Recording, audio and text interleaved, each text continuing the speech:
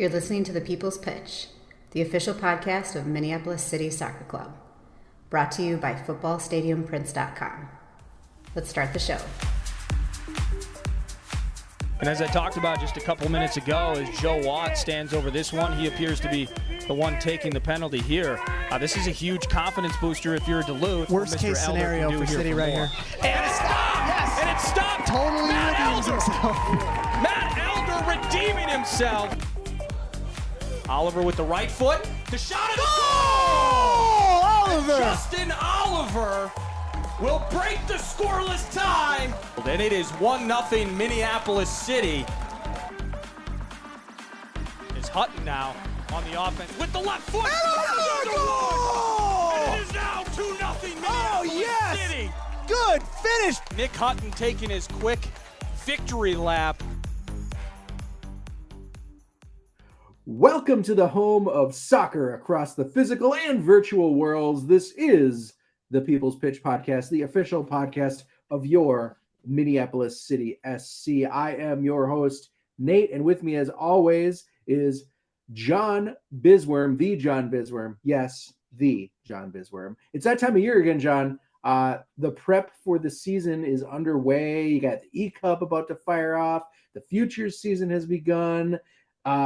It's kind of hard to remember, like hard to adjust again when all of a sudden your life is busy with soccer. Yeah, for sure. And I do want to do a proper shout out to the Riverside / East Bank Rovers in the Futures League for beating Marcy Holmes 6-1 last week. Nice. My team was firing on all cylinders. Super big shout out to my my assistant coach or my co-head coach, Max Loom of the Futures staff, and all of the players, including the player of the week, defender Christian Prinz from the Rovers. So many shout outs and claps to those fellas. But yes, Nate, you're right. Soccer, like all of a sudden it was like the busy button got pushed. Yeah. Like we were sitting around on our hands for like 2 months, basically like, man, I really wish there was some news to cover besides the World Cup. Mm-hmm. Yeah, or lack of news coming from our cousins across the river. Yep. But anyways, let's get into it, man. Yeah. 2 big topics on the schedule today. First of all, we want to talk a little bit about the Carl Craig Q&A event that happened last week at Utepils. And then City FIFA contender Israel Carillo is in the house, and we've got a lower league eCup preview for you all today. So let's get rolling. John, I do want to ask that 6-1 scorecard or 6-1 score in the Futures League, not the player you'd expect to get a player of the game when you've got 6 goals on the scoreboard, but the defender got player of the game, huh? Yeah, well, here's the thing. You probably could have given player of the week to half of our team, but what we looked at was the guy who, like, as a center back, a defender, organized our shape and our team into preventing goals, but also being able to move out of that and distribute out of the back to start goals. So like he did it all. And not the person you would think in a 6-1 scoreline. But to be completely fair, the goalkeeper from RC Holmes had probably 15 saves. So it might have been worse. Wow. Then we would have moved into potentially being an offensive player. But I will say, let's not get our expectations too high because every team makes the playoffs and anything can happen in the playoffs. So anyways, but yeah, it was a good first start for the old Rovers. So fun. That was great. All right. So as far as news, it's been City officially unveiled their shiny new Ferrari that is new head coach, the 4th head coach of Minneapolis City in history, Mr. Carl Craig, got it right this time, and his staff were joined Nate and I and the fans for a little Q&A at Utepils last week, and I thought it went great. I thought it was a really good event outside of me calling him Craig Carl, which I will never live down, which is also pretty funny. But we're definitely going to try to get Carl on hopefully next week, fingers crossed, with schedules that they align. But good to hear things from him at the event, but also we'll have him on, and the folks that weren't there can have a chance to listen in on his thoughts and philosophies, which we're going to go into. But Nate, you and I were joined by Carl, like you mentioned. and his staff of assistants, which is mainly new outside of goalkeeper coach John Pucci, who was the only remaining member of the staff that was retained. But his assistant coaching staff is filled out by his number 2, Mr. Peter Rivard, who is the leader over at Salvo, and Tom Klashevsky, who used to be a longtime assistant coach for John Lowry at the University of St. Thomas, but then moved over to leading the charge at Edina Soccer Club. But as well, we also had kind of a little bit of a half send-off, half introduction to his new role. That would be new city general manager and former head coach Matt Van Benschoten, who was there as well. So we introduced the coaching staff roster. We talked some questions. Some went their way, and of course some came the way from the fans. So overall, it was a really good night. Yeah, I thought it was awesome, and I think, John, plenty has been said about the hiring of Carl Craig, and I'm sure we're going to get into it a little bit more next week when we talk to him. But 2 key themes at this Q&A stood out to me. First, I think it was great to hear and interesting to hear. He's really pushing the club to raise the bar and make sure that things are going to be a lot more professional when it comes to training and player commitments. Like, we always like to joke that we are, professionally amateur, and I don't know if that's going to cut it anymore under Coach Craig. He's not a fan of these like late night trainings that start at 9 p.m. He's definitely looking for players who are treating this team like their job, not something they can show up to after work. So that's definitely a shift, and interesting when you consider that this is an amateur club and some of these guys do have jobs. But now that we are in the USL2 and the mission of the club is to continue to develop younger talent, I think it might be this might be a date, a year that you look back and like see how things change from here on out. Yeah, I mean, I'm not sure if you listened to Carl on the Crafty Rogues podcast this week. Did you have a chance to check that out? No, not yet. Well, definitely check it out, because I think a lot of what he talked about was reiterated in that he went into the long courting process and how he was kind of talked to us a few years ago, didn't work out. Now he's here because it's working out right now. But the one thing he said was regardless of the amateur status or the emphasis on even on local players, like, he's a professional football coach is what his words were, and he's going to bring the professional football coach expectations and style and system to what he's going to be doing here. So it reiterated what you said, but it's just funny because it makes it sound like we weren't professional when everyone looks at us and they're like, man, those guys are the most professional club at this level, and you're like, I thought we were. But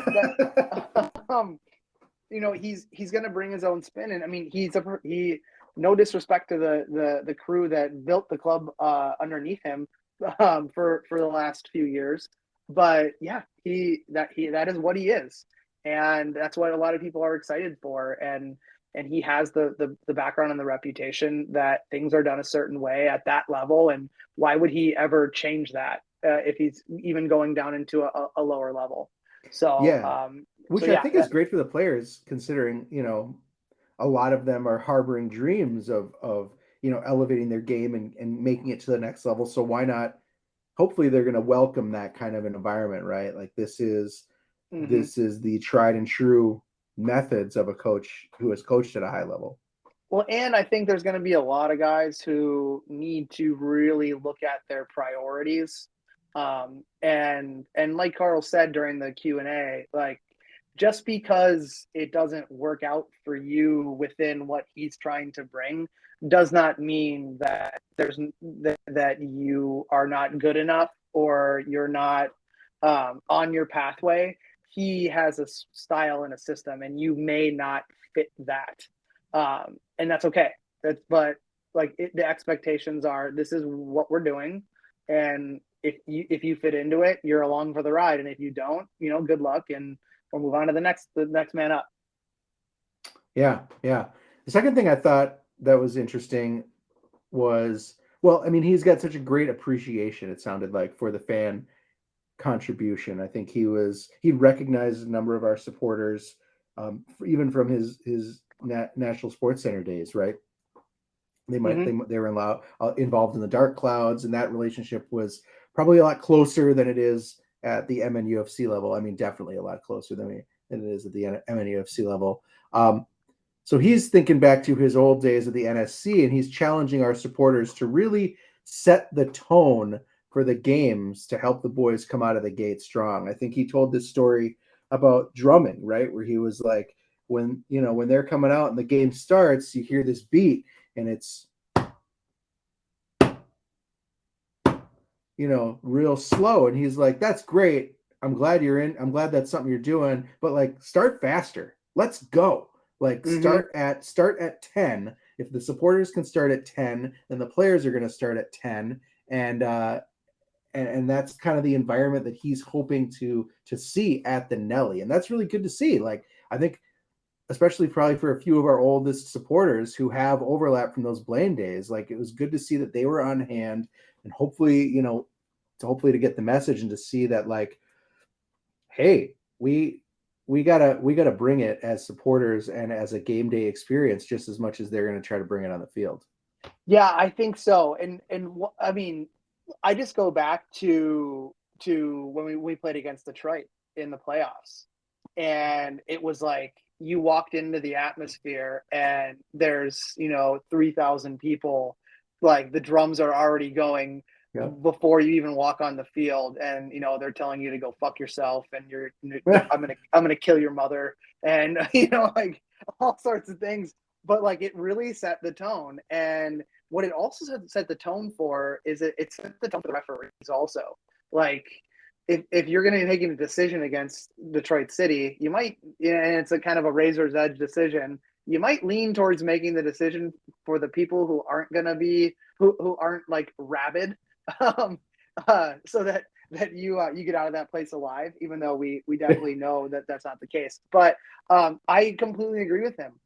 I mean, if we can, let's start the tailgate early, and let's get in there before warmups are starting, or right as they start, or shortly after they start, and let's start the party and get the guys excited so that they can get in that mindset. And he's absolutely right that like a player's mindset it'll amp you up in the right way if you're starting to feel that energy that's coming from why you play in front of a live environment like ours, or like any. And get that started early. But I did think that it was a really cool mix of people that came. There were a lot of faces that I've seen around city before in small doses, but right. I know they were there because of the lack of affinity to the new, we'll call it Minnesota United 2.0, and from jump in that experiment that's currently going on, and they've kind of slowly started to gravitate more towards us.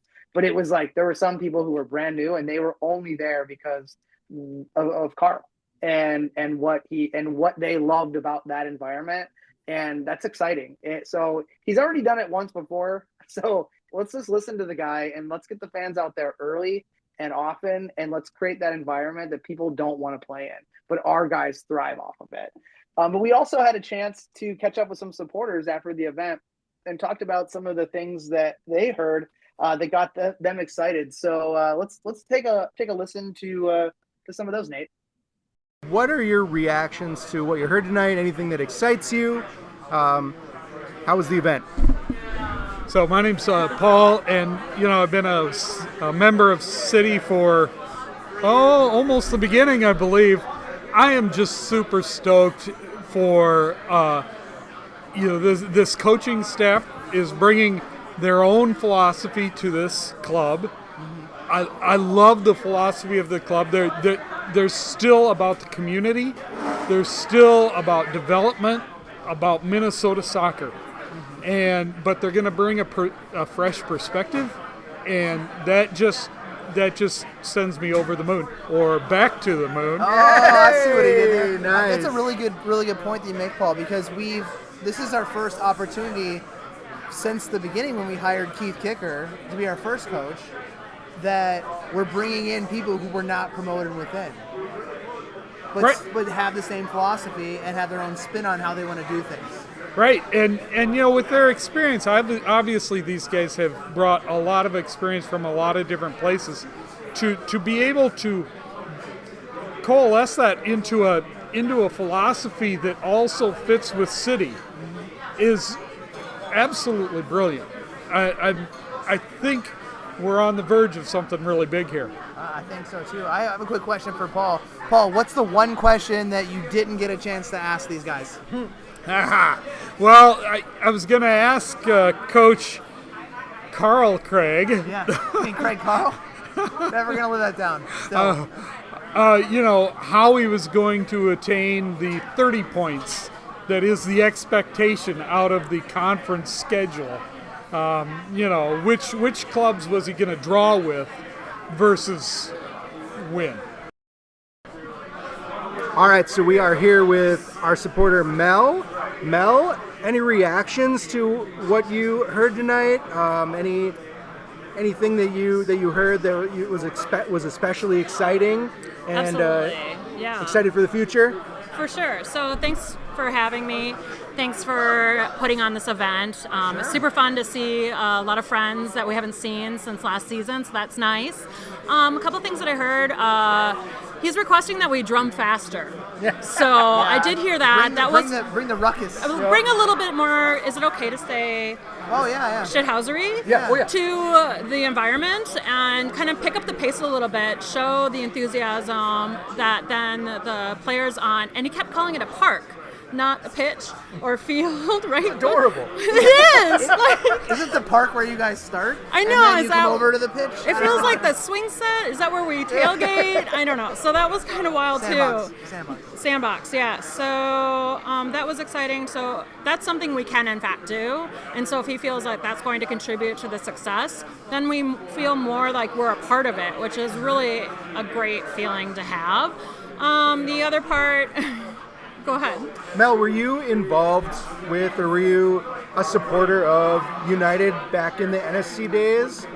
No, I am not. I was not. I'm actually very new to the scene, but I have come in quite hot. I'm a part of Thunderwall, and that's where it started. And then Revantulit, who is a supporter group for Aurora. I'm leading part of that amazing group there. And then City is where. Citizen? Yeah, I am not. I'm a member. I don't know if I'm officially a citizen at this point because I kind of like going to City and not having to do anything. Yeah. And so, except for participate in chants and I'm excited to get back there. It's my favorite experience as far as football locally, outside of Aurora, of course. Who's paying you? Obviously the women's scene is where it's at. It's super fun. In fact, I invite you guys, come over. If you do go to a Aurora match, come over and see us in Revantulit, section 121. We're also going to bring the shithousery there too, because we also, as you know, we have a time bomb there where they want to go to NWSL. So as long as we can stay in USLW, we're going to bring the, stupid, bring the noise, bring the crazy. And so that's one of the main things that I took from it. Stick with that. Were there any questions that you wish you would have, that you now after the fact that you would have liked to ask the coaching staff? I actually had several that I did not have guts to ask. Well, here's your guts. We'll ask them. We'll ask them. Exactly. Is punk rock dead? You can start with that. It's clearly not. So we'll go to the next one. I know, but does it die when you turn 50? I don't know. Maybe it dies when you turn 50. I don't know if it does. I don't think it does. But you might die inside a little bit, but punk rock lives forever. It does. It does. All right, so we're here with Tom Klashevsky. Did I get it?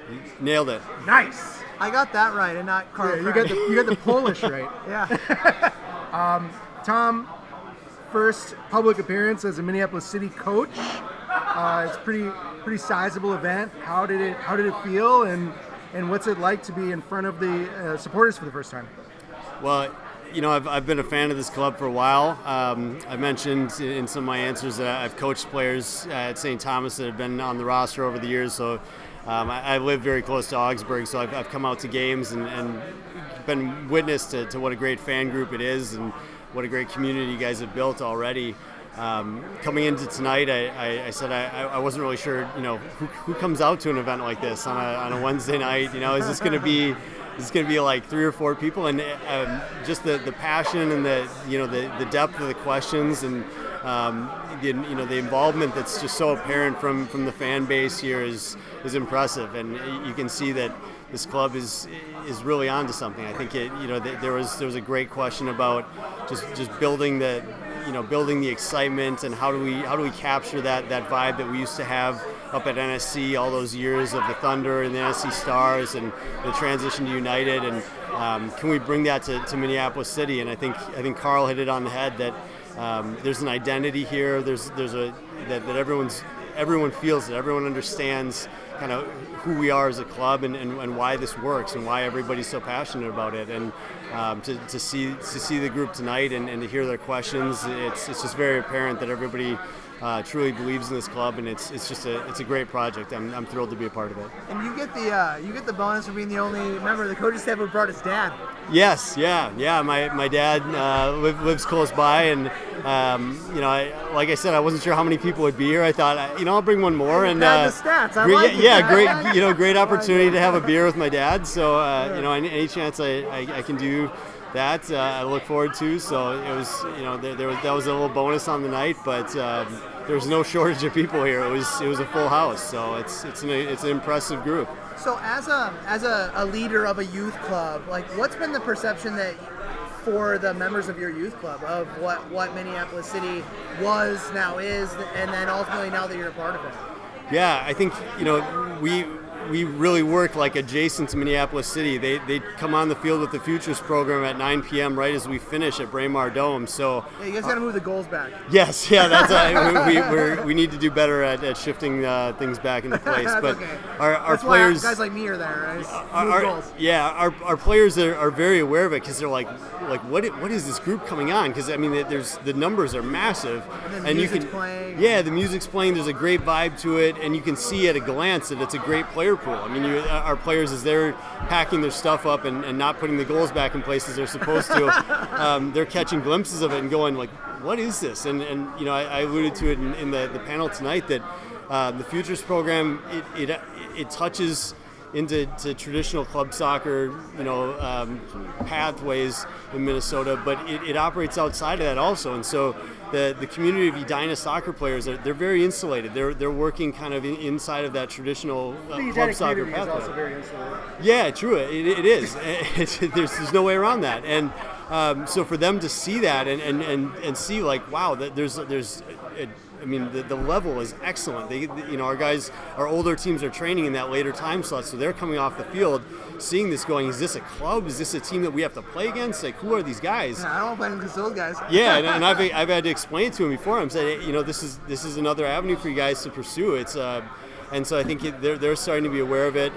Dan Hodeman has a son in our club that I've had the pleasure of training in goalkeeper training and getting to know him, and so we have some ties as a club to Minneapolis City, but I think there's clubs all over the state, I think, are starting to realize the value of Minneapolis City and kind of what it brings to the traditional club soccer pathway.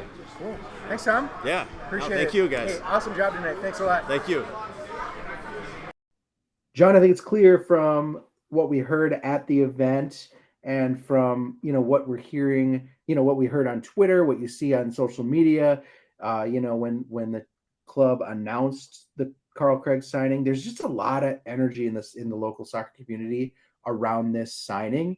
And whether that means that you're new to the club and new to the Crows and you're finally getting on board, or you're re-energized after being a fan for 6-7 years, like, I don't really care. Like, either are good. Both are good, right? Like, the ability of Carl Craig to bring new fans into the fold is going to be something that's important for us as we grow and get better.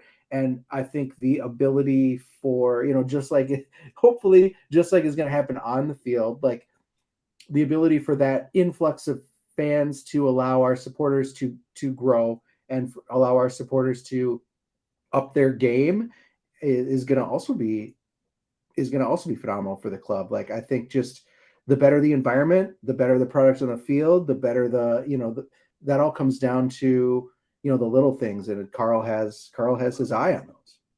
Yeah, absolutely. I think I'm equally as excited like most people are. I think that let's get soccer going again, Nate. Like let's just get it going. I know it's like it's all happening at once, but it's not happening yet. Yeah, for sure. Well, we're going to hear more from Carl next week. Hopefully when we get him on the show. We don't want to hit you with anything that's already been said. So look for that interview as something that's going to be new and special. It is that time again. Time for our buddy Joe and his pals to fire up the lower league eCup. If you're not familiar, the eCup was started during the COVID times. Man, seems like forever ago. The COVID times by college student Joe Meyer out of Ohio, and it's grown over the last 4 years. Something really big that a lot of the clubs and fans look forward to each year. It's historically spanned almost I think it's above now 50 clubs and supporters groups across 22 states and 20 different leagues. So really caught fire. And we've had Joe on. We've talked at length with him about just what a great job as a freshman in college he did to spin this up and put it together with duct tape and chewing gum. Mm-hmm. But really pulls it off. But we've been involved since the beginning, partly because we literally had nothing to do during the lockdown and decided to get wild on Twitch and party because we had guys like Max Stewart and Jonah Garcia, who were top level FIFA players, who helped make sure that we didn't embarrass ourselves, even though we did kind of embarrass ourselves, Nate, on the commentary. That's true. This year's going to be the last year that Joe runs the eCup. I guess he's a senior in college, and then he's expecting to have a real job and no time to spend on it, which makes sense. But he has left the opportunity open for anyone who's interested to take over the planning and the execution. Yeah, no, not going to be us. And so we are going to be back too for one more time on the commentary. I'll say after a brief dip last year into the competitive field, I'm excited to be back in the booth, back on the mic, along with you, John, as we cover Minneapolis City's games and beyond. I'd like to forget about last year. Nate, things didn't go great last year for you from a results perspective, but I will say though that you did a very good job with what you had. I think you played well. It just didn't start off great. Thanks. Yeah, I don't want to get into it too deeply, but remember that we got stream creeped, and that cost me a victory. And then and then in the third game, we kind of treated it as a joke, and I lost. So that was it. Hey, we had a good run. I drank a lot of beer while I was commentating over you trying to play. I know. After winning the first one, I was like, shit, this is going to be sweet. I got this on lock, and then it all went downhill. Yeah, well, maybe you should have listened to some of my pointers. I don't know. Well, as the field gets more competitive every year, this time we've left the gameplay to the youngins. This year, Minneapolis City will be represented by city supporter Israel Carillo. Hopefully I got that right. And we're happy to welcome him to the show today. Israel, how you doing, man? I'm doing pretty well. So before we get into some more questions about the sticks, you are not new to the city ecosphere or local soccer. You're a member of the club, and you're the leader of a supporters group, the Lake Street Ultras. How did you find Minneapolis City, and what brought you into the fold for the eCup? I'm friends with a guy named Ray, who you guys know, and I really love football. I watch every level of it. It's one of my passions, I'd say. Just everything about the game fascinates me, and I just wanted to get out and watch more local soccer games around here, and stumbled upon City and went to a few games. I really like the atmosphere, and ever since I've been going to Ader Nelson, just watch games and just have fun with friends and stuff. And that whole Lake Street Ultras thing, it kind of started off as a joke, but it's between me and my friend, and one day we were just like, hey, we should make stickers and pass them around and just kind of stick them anywhere. And it kind of became our little Ultras group, and I love it. And we like to do a thing every year where we go to a different away stadium in the MLS, and we just kind of go around and stick stickers everywhere, and just kind of piss people off. But it's all banter. It's all friendly. Yeah. It's all banter. That's great. So then how did you get mixed up with the eCup then? I mean, obviously you mentioned Ray Riera, your buddy who worked for the club, but was it really just like a, hey man, get me in contact with the guys that run this? So I've actually been trying to get on the eCup for a few years now. Mm-hmm. I do play competitively just around Minneapolis. I've been going to local tournaments, and I just kind of heard word from a few friends that are actually participating in the tournament. And they kind of kept putting pressure on me to like, yo, reach out, like try to find a team and stuff. And I was like, oh, I'll kind of put it aside. I'm kind of shy. I don't really like know how to contact people. So I was just like, all right, I got to do it this time. It's the last one. It's my last chance. So I might as well play in it. Well, hey man, if you would have come to us last year, you could have taken Nate's spot. No We talked kidding. about how that went. But I mean, you reach into it a little bit. But your background intel tells us that, like you said, you play competitive FIFA, and you've been doing so since 2021. And you were runner up in the Minnesota United FC EMLS Cup. Give us your FIFA origin story. Like, when did you start playing the game? What's your favorite version? How did you get involved in competitive play, etc.?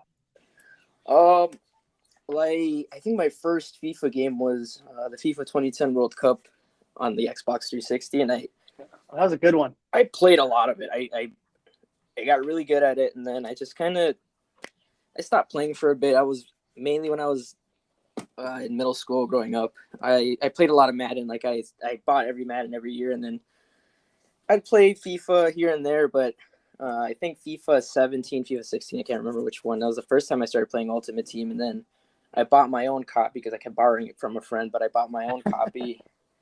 I think during FIFA 18, I started playing Ultimate Team then, went into FIFA 19, and then so forth. I started buying more copies, and then kind of around FIFA 20, FIFA 21 is when I started to realize that I'm starting to get pretty good at the game, and then I'm starting to understand it a little bit better, how the mechanics work, and just small things that go on in the game, try to like watching YouTube videos and taking tactics from other guys and kind of watching and seeing, like taking pointers on how to play the game. And then around FIFA 21, that's when I started taking it more seriously. I started watching the FIFA Global Series and just kind of trying to watch how those guys play and try to take bits from them and trying to apply it to my game and see what works and what doesn't work for me.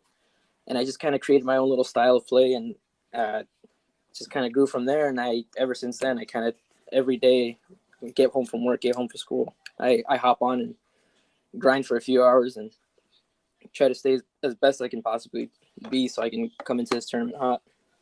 Nice.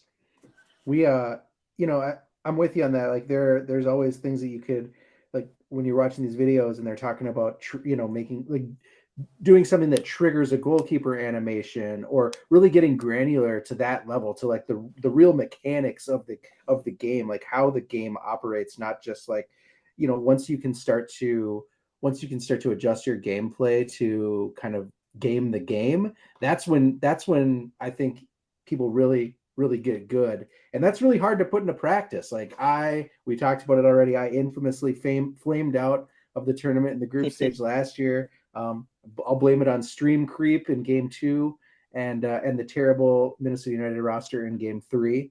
But one thing that was a surprise to me, Israel, was how different the gameplay is on those friendly servers versus the Ultimate Team servers. Knowing that you have played in some competitive tournaments, I'm assuming they've either used friendly servers or you've been playing live. How do you adjust your game when you're not dealing with the Ultimate Team speed, the Ultimate Team meta? Do those slower servers and connectivity issues have an effect on your approach?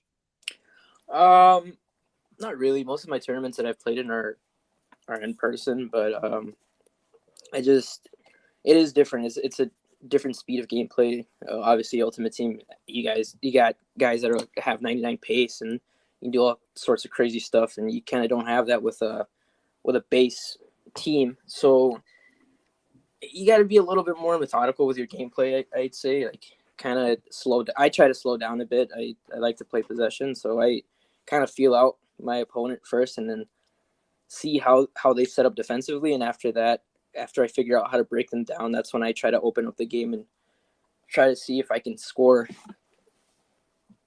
and keep scoring. Yeah.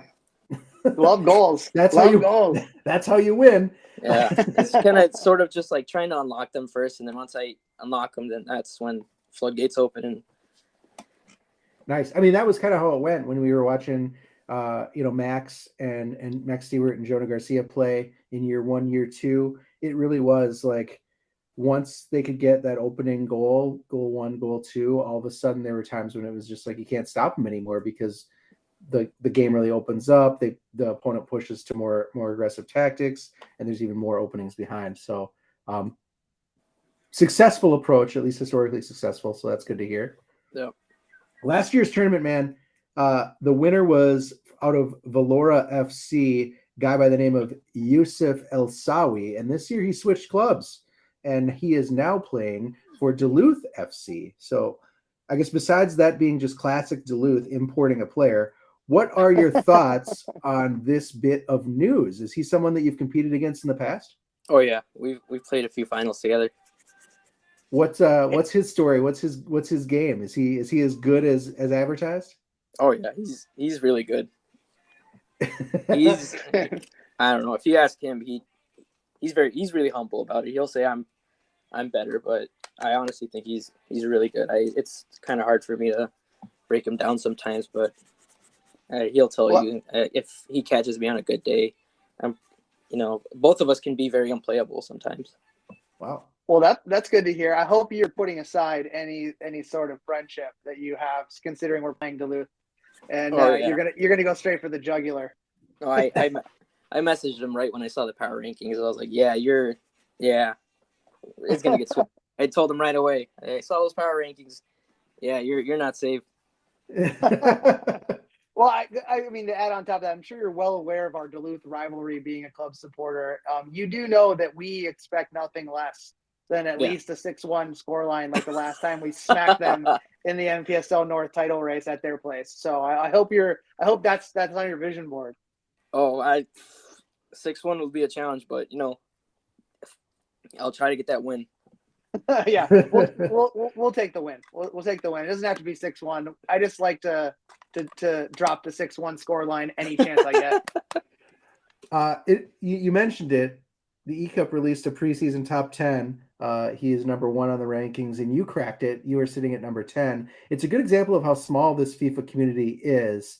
Are there any other players in that top 10 that you recognize or that you've played against? Any other players that you know of in the tournament that you're hoping to run into? The second seed and another guy that's playing for what's that club's name? Spam SC. He's also a good friend of mine. Oh yeah, so there's a lot of local players, I guess, in this tournament. Even ones that are playing against like in Milwaukee or for other clubs like that.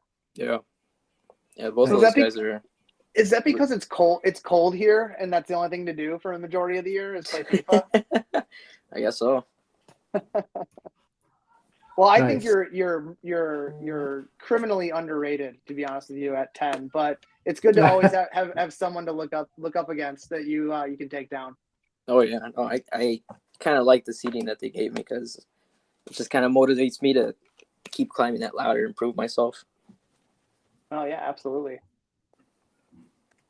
A lot of noise around this. Since the eCup has chosen our opening match against Duluth, as the one that kicks off the tournament.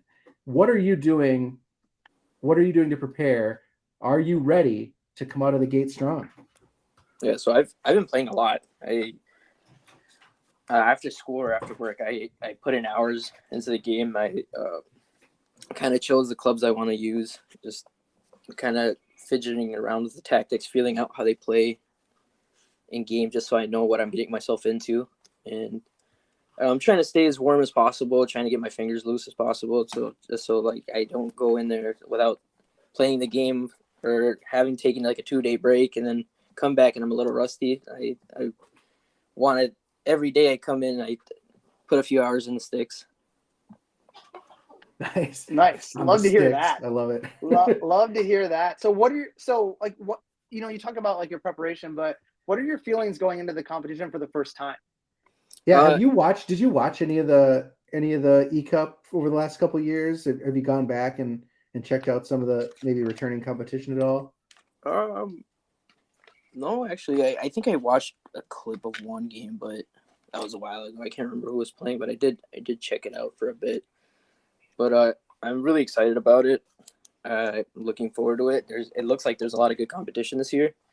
Just looking around on Twitter and just people. I streamed yesterday and people dropped in, said what's up, and kind of told me who they're playing for and all that. And it looks like it's a really good bunch of players. So I'm looking forward to it. I think it's going to be really exciting. Awesome. Well, I'm sure we talked about you're well aware that we do color commentary for each of the club's matches. Are you prepared for us to make the event, even though it is a serious thing? and will you be listening to our commentary like the other players did in the past during matches, or will you go on mute so you can totally focus? I might go on mute. I highly recommend you go on mute. Yeah. I get distracted no easily. offense, John, but it was very hard to concentrate on anything when you're yapping in my ear. Well, I have plans. I have some plans to heavily I don't know what you want to call it, heavily impair myself for this version, because we got to go back to the roots, Nate, where we literally were locked in our houses, and the only thing that we had was the old bottle. So no, but I think that's a good play for you, Israel. Yeah. That you won't be listening to us, but we'll probably try to get you connected up to the booth after your first match to see how it went for you, and get your take on things, and then we'll stay in communication with you along the way. I know Nate's got one last thing for you before we wrap it up today. Yeah, I'll tell you that just thinking about how we started, John, and our approach to Twitch commentary, I think neither of us were very aware that like game announcing was a real thing. And so I think it was really funny when we started to get some pushback and people ripping us because we were, we weren't taking it as seriously as maybe we should. Maybe we weren't as professional or polished as we could have been. But I think, Israel, the thing to remember is, I think, just log on and have a good time, and we're gonna be there with you, fucking around and having a good time. And if people don't want to see that, they can eat shit. Right. Yeah. And the nice part too is that every year someone's complained to us where Joe has to call me and say, hey, so I got this complaint about you guys. So know that no matter what happens, we will shoulder the responsibility of any negative impact. So you can focus on, We've got your back. on what you're doing. Well, the eCup kicks off with the featured match against Duluth on Thursday, February 16th at 8 p.m. Central. Subscribe to Minneapolis City's Twitch channel to make sure you don't miss any of the action. It's you can do so at twitch.tv/MPLS City SC. You can follow Israel on Instagram at, this is great, Mexican Samurai. I love that. You gotta get the underscore in there. Yeah, sorry, Mexican _ Samurai. I mean, either way, it's still fantastic with or without the underscore. You can head on over to Twitch at Footburner, capital F, lowercase u, capital T, burner _ or Twitch TV /Footburner, all lowercase FUTBURNER _ So Israel, we're super excited for you to join the digital murder, and like we said, we got your back, and there's going to be a lot of folks that have your back as well. So enjoy yourself, kick the shit out of that guy who's not really from Duluth, and we look forward to getting you on and understanding how the first week went for you when we meet in a few days. All right. Yeah. Thank you. All right. Awesome, Israel. It was really nice to talk to you. Thanks so much. Yeah. Thank you, guys. Have a good one. That'll do it for this week's show, folks. Thanks again to our eCup tribute, Israel, and thank you to our wonderful show sponsor, footballstadiumprints.com. Still with us. Thanks so much for putting up with us over the course of the last 2 seasons. Whether your club is in the news because of your top of the table, because you're the bottom of the table, you just sacked your manager, or because you just hired a shiny new one, Football Stadium Prints has anything from mugs to t-shirts to sweet prints of club icons from around the world like Sir Alex Ferguson, me, John Bisworm, Matt Elder, or Edor Nelson Field.